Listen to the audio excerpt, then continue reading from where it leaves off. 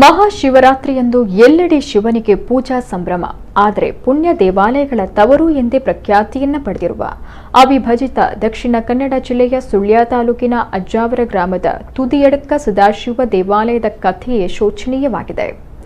ನಾಡಿನೆಲ್ಲೆಡೆ ಪರಮೇಶ್ವರ, ನೀಲಕಂಠ ಹೀಗೆ ನಾನಾ ಹೆಸರುಗಳಿಂದ ಕರೆಯಲ್ಪಡುವ ಮಹಾದೇವ ಶಿವದೇವನಿಗೆ ನಿನ್ನೆ ಹಬ್ಬದ ವಾತಾವರಣ ಕಾಣಸಿಕ್ತಿತ್ತು.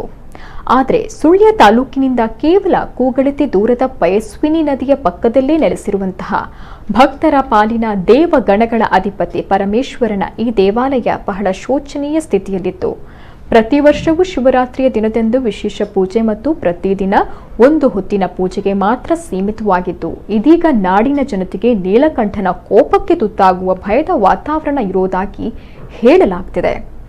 ಈ ದೇವಾಲಯವು ಖಾಸಗಿ ವ್ಯಕ್ತಿಗಳ ಜಮೀನಿನಲ್ಲಿದ್ದು, ಅವರಿಗೆ ಸುಮಾರು 35 ಎಕರೆಗಳಿಗೂ ಅಧಿಕ ಜಮೀನು ಇರುವುದಾಗಿ ತಿಳಿದು ಬಂದಿದೆ. ಸದ್ಯ ಈ ಜಮೀನಿನ ವಿವಾದವು ಹೈಕೋರ್ಟ್ನಲ್ಲಿದೆ ಅಂತ ಭಕ್ತರು ಹೇಳ್ತಾರೆ. ಆದರೆ ಭಕ್ತರ ಒಂದೇ ಒಂದು ಸಂತೋಷದ ವಿಚಾರ ಏನಂದ್ರೆ, ಸುಮಾರು 35 ಸೆಂಟ್ಸ್ ಜಮೀನನ್ನ ಹೊರತುಪಡಿಸಿದ್ದು ಇದೇ ಜಮೀನಿನಲ್ಲಿ ಈ ದೇವಾಲಯ ಇದೆ ಎನ್ನಲಾಗ್ತಿದೆ. ಕರ್ನಾಟಕ ರಾಜ್ಯದ ನಂಬರ್ 1 ದೇವಾಲಯ ಎಂದೇ ಹೆಸರು ಪಡೆದಿರುವ ಶ್ರೀ ಸುಬ್ರಹ್ಮಣ್ಯ ಸ್ವಾಮಿಯ ಸನ್ನಿಧಿಯು ಇದೇ ಸುಳ್ಯ ವಿಧಾನಸಭಾ ಕ್ಷೇತ್ರದಲ್ಲಿಯೇ ಇದ್ದು, ಮುಜರಾಯಿ ಸಚಿವೆ ಶಶಿಕಲಾ ಜೊಲ್ಲೆಯವರು ದೇವಾಲಯಗಳ ಹಣದಿಂದ ಕೆಲವು ಮೂಲಭೂತ ಸೌಕರ್ಯ ವಂಚಿತ ದೇವಾಲಯಗಳ ಅಭಿವೃದ್ಧಿ ಪಡಿಸುವುದಾಗಿ ಹೇಳಿದ್ರು.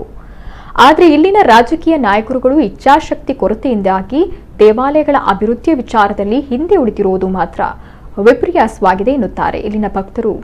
ಇನ್ನಾದರೂ ರಾಜಕೀಯ ನಾಯಕರುಗಳು ಜೊತೆಗೂಡಿ ಈ ದೇವಾಲಯವನ್ನು ಅಭಿವೃದ್ಧಿಪಡಿಸಲು ಮುಂದಾಗಬೇಕು ಅನ್ನೋದು ಇಲ್ಲಿನ ಭಕ್ತರ ಆಶಯವಾಗಿದೆ.